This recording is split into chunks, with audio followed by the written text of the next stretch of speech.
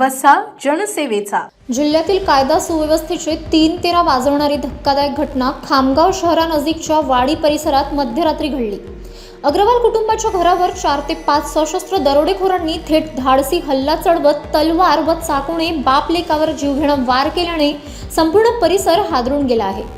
मयंक अग्रवाल व मनोज अग्रवाल यांच्या घरात मध्यरात्री अज्ञात दरोडेखोरांनी जबरदस्तीने प्रवेश केला। घरात घुसताच दरोडेखोरांनी थेट मनोज अग्रवाल व त्यांचे पुत्र मयंक अग्रवाल यांच्यावर चाकू व तलवारीने सपासप वार केले। रक्तबंबाळ अवस्थेत कोसळलेल्या दोघांचीही प्रकृती गंभीर असून त्यांना तातडीने अकोला येथे सर्वोपचार रुग्णालयात हलवण्यात आले आहे।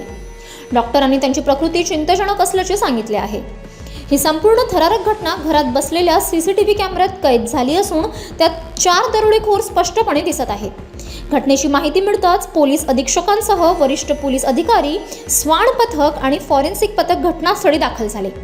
परिसर सील करून तपास सुरू करण्यात आला आहे।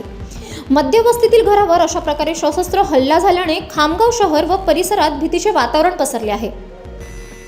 दरोडेखोरांना कायद्याची भीती उरली आहे का, असा थेट सवाल नागरिकांकडून केला जात आहे। पोलिसांनी दरोडेखोरांचा शोध युद्ध पातळीवर सुरू असल्याचे सांगितले।